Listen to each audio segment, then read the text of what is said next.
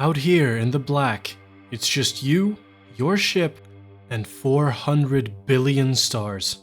The galaxy is filled with wonders, some discovered, and many waiting for you. However, not everything you find is peaceful. Exploration is limitless, beautiful, and dangerous.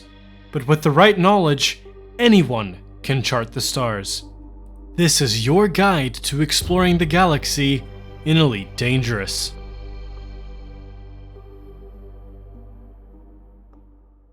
Before we get started with the video, however, I would like to ask you for my usual quick favor. If you're not subscribed, please be sure to subscribe down below by pressing the, subscribe button. And yeah, without further ado, let's continue with the video. So let's start with the ship that you will need to actually start your exploration journey. For beginners, I would highly recommend the Mandalay. It is, in my opinion, and among many other commanders' opinions, the best exploration ship so far, with the DBX coming in close second. The Mandalay has a great jump range, and it's not that expensive. Sure, it can be a little bit much at first, but it is highly worth it. If you don't have access to the Mandalay because of credits, or you just don't have it at your shipyard, the Diamondback Explorer, otherwise known as the DBX, is a classic starter explorer ship with a pretty big jump range. If you don't want that, you can also go for the ASP Explorer or the Cobra Mark V, which are both very decent picks. Later on, of course, if you want to splurge, you can get the Anaconda or even the Imperial Cutter, which you can only get by grinding out the ranks, but thankfully I have a rank grind video on my channel, so check that out if you would like, which can then in turn kind of become your exploration juggernaut in a way. But let's start small and practical with the Mandalay. So let's start with the outfitting essentials that you will need on your journey. Since these are very different from combat builds, obviously, you will not need weapons and armor and all that good stuff. You will still need a shield generator because that's just extremely good to have just in case you crash into something by accident. Here is what you will need. First up is a fuel scoop, preferably class A, because those will basically just scoop the fuel way faster. But yeah, without a fuel scoop, you're basically dead in outer space, like outside of the bubble, because you can't get fuel from anywhere else unless you have a carrier with you, but at that point, you don't really need a starter ship for exploration. Next up is a full spectrum scanner. This is already included in your ship, so don't worry about looking for this in the outfitting section. This reveals every single body in every system that you jump to. After this is a detailed surface scanner. Now this is how you actually get the credits from scanning the bodies. Note that some planets can actually be worth millions. Next up is something that I recommend. It's not necessary, but it's just a good to have, an auto field maintenance unit. If you do neutron jumps or white dwarf jumps a lot, or you charge your FSD with these, your modules can deteriorate and you don't want them breaking on you. So this is just a good way to repair those. Next up, if you want to do some exobiology, I would really recommend an SRV hangar because SRVs are just way easier to use than ships and they're just nicer. I like to use them more for exobiology than my ship, but it's completely up to you. This is not necessary. And last but not least, heat sinks. Now, if you're using the Mandalay, you're not really going to use heat sinks because the Mandalay is just so extremely well optimized that it just doesn't gain much heat. You can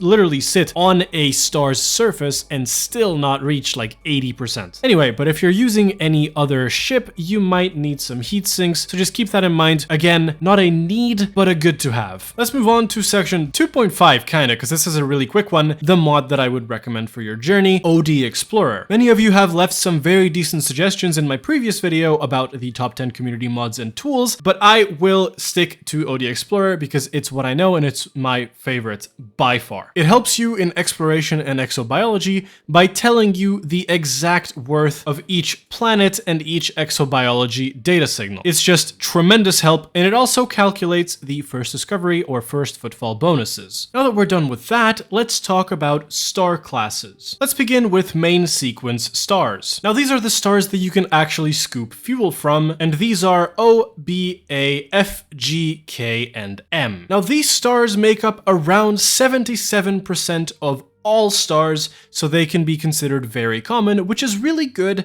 because you will most likely never run out of fuel if you equipped that fuel scoop. Now let's talk about giants and supergiants. These come in flavors of B, A, F, G, K, and M, and can be found in several points of the galaxy, though with a ratio of around 0.25% of all stars, these will be very rare to find. A perfect example of this is actually Betelgeuse, in relatively close proximity to the bubble, so you can go ahead and find that. Next are protostars, which are Herbig AE/BE or T Tauri type stars. Now Herbig AE/BE stars are pre-main sequence stars, which have the characteristics of class A or B stars. These are extremely young, typically less than 10 million year old stars, and these cannot be scooped, however much they resemble normal main sequence stars. Now as for T Tauri type stars, these are even younger than Herbig stars, and these are in the process of gravitational contraction, so think of these as babies and think of Herbig stars as toddlers. Now keep in mind that when you jump to a T Tauri system, even though it will tell you that you are jumping to one, they will most likely resemble M or K stars more often than not, so just be careful when you're not really looking. You don't want to go close and try to scoop these because you can't. Next are carbon stars. With a ratio of 0.08% of all stars, these can be considered very rare. Now these stars are nearing the end of their lives, and again, they cannot be scooped. These are an extreme treat to find because the atmosphere of these contains more carbon than oxygen, and because they are very rare, many commanders seek these out just to get some extra credits and to have bragging rights that they actually scanned a carbon star. And now let's talk about the Explorer's Delight Wolf Riot stars. With a ratio of around 0.05%, these can be considered extremely rare stars, and when you find one, it's like Christmas has come early. Now there is one within the Crab Nebula if you want to go there. It's a very famous one. I actually went there myself. The surroundings are absolutely fascinating, so I really do recommend that journey at least once. But yeah, obviously, again, not scoopable, but really, really fun to find. Next is black holes. With a ratio of around 0.41%, these can be considered very rare or rare depending on your understanding of percentages. I don't need to explain what black holes are. Don't get too close or you will overheat, and you don't want that to happen. Oh, and obviously, do not try to scoop these. You can't. Don't. Please. And last but not least, we have neutron stars and white dwarfs. These are what can supercharge your FSD. Obviously, neutron stars are going to be better at this, but you can also use white dwarfs if you don't want to go too close to a neutron star. It is still way better to use neutron stars for your FSD supercharge because they give a 300% bonus as opposed to the 50% for white dwarfs. Now, I myself am deathly afraid of both of these because they just look really freaking scary, but I got some footage just for you guys, so enjoy that. I did not have a fun time. And I almost forgot about our favorites, brown dwarves. Now these are basically just really, really cold stars. They're kind of useless, actually. They make up 15% of all stars, so they're considered pretty common, but they're pretty much good for nothing. You can't scoop them, you can't really do anything. They're nice and purple, but that's it. Now let's get to fuel scooping and how you can fuel scoop safely. Before you even attempt fuel scooping, there's one thing you must know about, and that is exclusion zones. Now you can see these exclusion zones by getting way too close to stars and having orbit lines enabled, but a general rule, if you see the impact on the top right corner of your HUD, it is a really good idea to move out of the way before you crash into a star. And now for the actual process. It is really quite simple. You have to approach the star at a moderate speed, not too fast, not too slow. If you're too slow, you're going to get there in ages, and if you're too fast, you're going to hit the exclusion zone and you're going to get out of super cruise. And also be careful of gravity wells. If you hit one, you can get propelled forward and hit the exclusion zone without even wanting to, which can also get you out of super cruise. As soon as you get close enough to the star, you will hear an auditory cue and a visual cue telling you that fuel scooping has begun. You can get closer to the star to get more fuel scooped per second, but it is not recommended to go very close because then you will hit the exclusion zone and the rest is history. Process itself is really quite simple. You're going to throttle down all the way and you're just going to sit there until fuel scooping finishes. As soon as it finishes, you tilt your ship away from the star and you just start going away and saying a very tearful goodbye, thanking the star that you could have some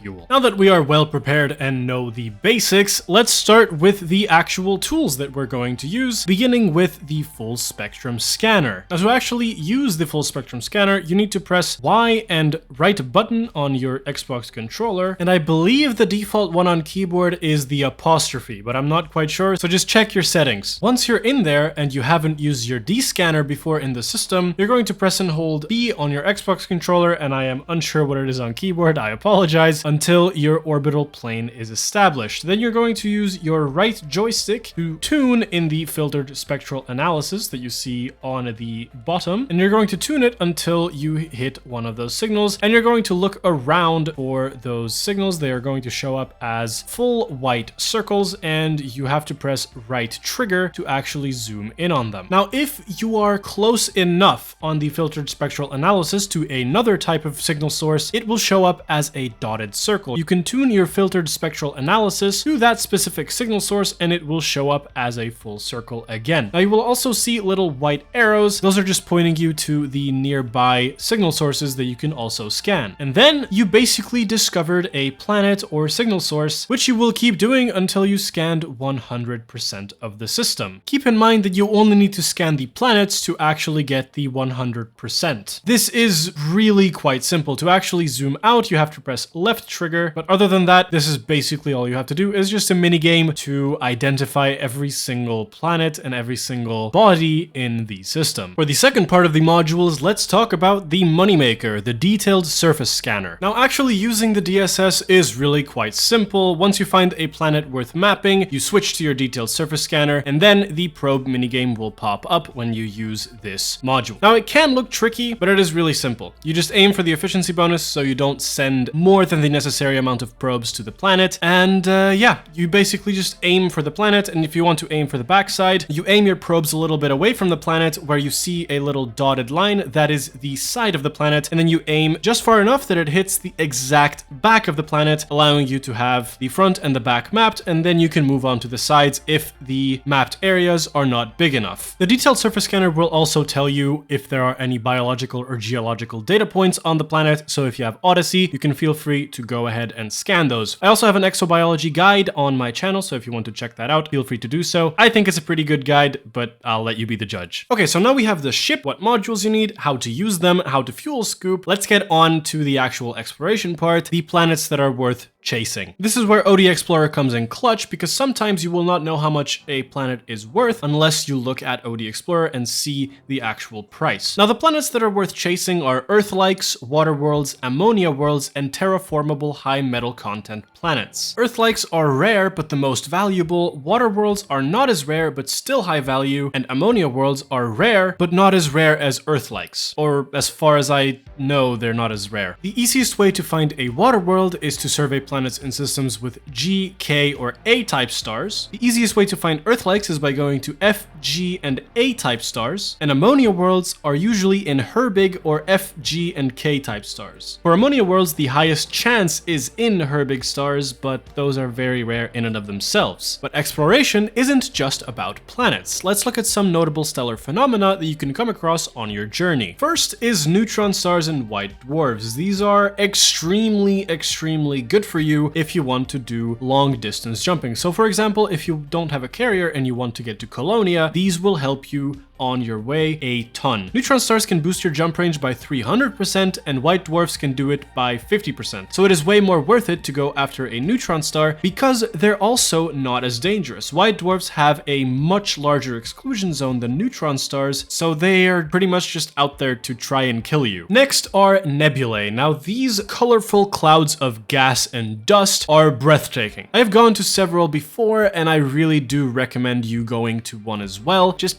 maybe try and not go for the witch head, because that's where the Thargoids are, and you don't really want to get interdicted now, do you? That's not a fun time. And last but not least, we have the actual notable stellar phenomena. Now, this consists of several different geological and other anomalies, such as E, K, L, P, Q, and T type anomalies, which are just clouds of energy. You can find Lagrange clouds, you can find crystals, plates, spheres, you can find mollusks, you can find different plants, different sea seed pods, and these will all just be naturally appearing in certain systems. Now you can usually find these at stellar or planetary Lagrange points or in planetary ring systems. But you might be wondering, okay, this information is very cool, but how do I actually make money from this? Now it's very easy. You have to go to Universal Cartographics, which you can find on certain fleet carriers, you can find them in starports, and you basically just say, hey, I want to sell my stuff, what can you do for me? And they're going to be like, okay, so you can sell your stuff for this and this amount of credits. And after you sell your stuff, if it was a first discovery, your name will officially be listed as the first discoverer or the first mapper or whatever you actually did in that system. And then you get bragging rights. If you find a really cool star or a really cool system,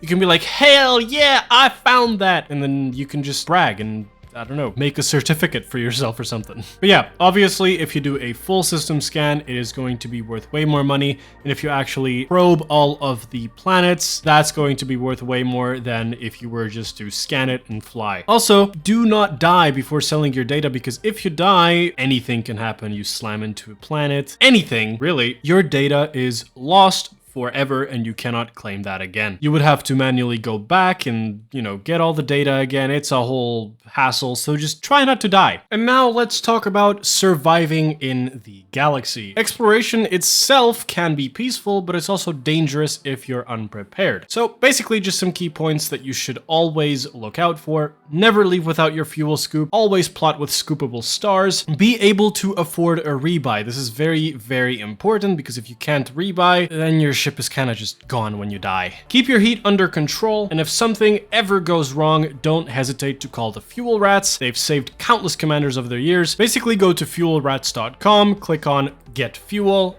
Yes, I need fuel.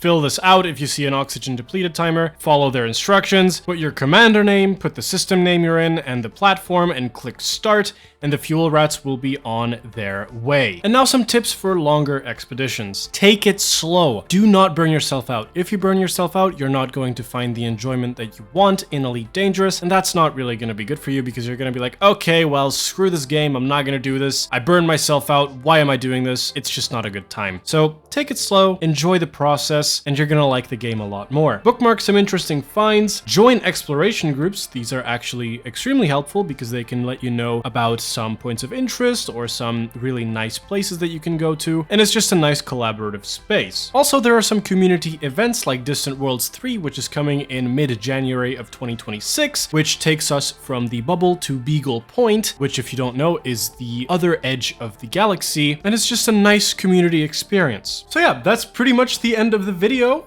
It's been a true pleasure to make this, because I have also learned, as I say in every single one of my videos, I've also learned a lot about the game while I was doing research for this video. So yeah, I hope I was able to teach you guys something new, especially the beginners, because this was focused toward the beginners. But if the veterans learned something new as well, or if I was able to sort of jog some memories, that's also an extremely big plus. So yeah, that pretty much brings us to the end of the video. If you liked it, please leave a like, subscribe down below if you want to be a part of the channel today. We are so close to 1,000 subscribers. It is fascinating. I can't even begin to think how we've gotten this far. So thank you guys, truly, from the bottom of my heart. Thank you for getting this far. And let's just go ahead and just keep going. Maybe we can reach 10,000 soon, who knows? But yeah, with that, I would like to thank you guys for watching, and I will see you next time. Bye-bye.